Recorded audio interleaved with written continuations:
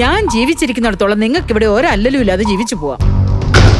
ഈ കുടുംബത്തിന് വേണ്ട എല്ലാ കാര്യങ്ങളും ഞാൻ ചെയ്യിച്ചിരിക്കും. അതെന്റെ അവകാശമാണ്. അതുപോരല്ലോ, എന്റെ കാലശേഷവും നിങ്ങൾക്ക് നല്ലൊരു ജീവിതം വേണ്ടേ?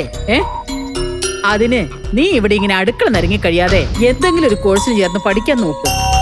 പഠിക്കാൻ പോവാനോ? പഠിക്കാനുള്ള ടച്ചൊക്കെ വിട്ടുപോയമേ. എടി, ഇനി പഠിക്കാൻ പോയാലൊന്നും ശരിയാവില്ല.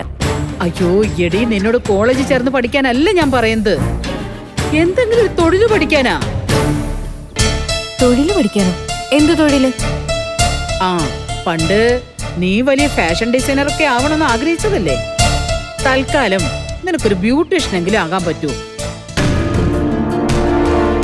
ബ്യൂട്ടീഷ്യൻ കോഴ്സിന് ചേരണമെന്ന് ഞാൻ നേരത്തെ ആഗ്രഹിച്ചതായിരുന്നു. അപ്പോഴല്ലേ പ്രഗ്നന്റ് ആയത്.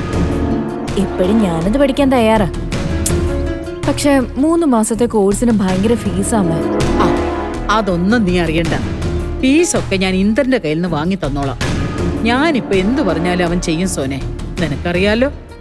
അതറിയാം. എന്നാലും നമ്മൾ ഏട്ടനെ വീണ്ടും വീണ്ടും ചൂഷണം ചെയ്യുന്നത് ശരിയല്ല. ഇതിലൊരു ചൂഷണമൊന്നും ഇല്ല സോനെ. ഞാൻ അവനെ വളർത്തി ഒരു നിലയിൽ എത്തിച്ചില്ലേ. നിന്നെ സത്യനെ അത്രയ്ക്ക് നന്നായി വളർത്തിയെടുക്കാൻ എനിക്ക് പറ്റിയില്ല. അപ്പൊ പിന്നെ നിങ്ങൾ രണ്ടുപേരെയും ഒരു നിലയ്ക്ക് എത്തിക്കേണ്ട ഉത്തരവാദിത്വം ഇന്ദ്രനില്ലേ സോനെ?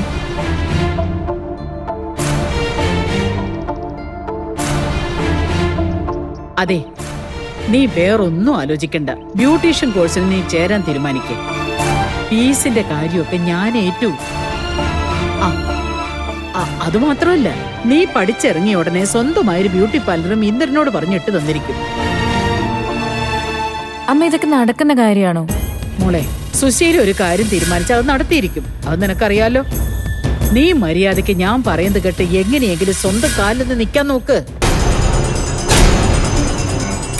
ഇല്ലെങ്കിലേ നാളെ എല്ലാവരും നല്ല നിലയിൽ ജീവിക്കുമ്പോ നീയും ഭർത്താവും കുഞ്ഞും അപ്പാവികളായി കഴിയേണ്ടി വരും. ശരി അമ്മേ, ശ്യാമേട്ടനായിട്ട് ഞാനൊന്ന് ആലോചിക്കട്ടെ. എടി, നിന്റെ ശ്യാമേട്ടൻ വലിയ അഭിമാനിയാണല്ലോ.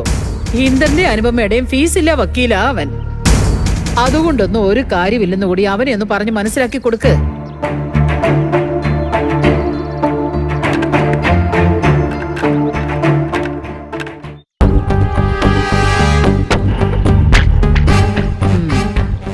ഇവള് ക്ലാസ്സിന് പോയ ആ ജോലി കൂടി അനുപമ ചെയ്യേണ്ടി വരും. എനിക്ക് കുറച്ചു ദിവസത്തേക്ക് പ്രതിഭയെ കൂടി അവളുടെ വീട്ടിലേക്ക് പറഞ്ഞു വിടണം. അതിനെന്താണൊരു വഴി?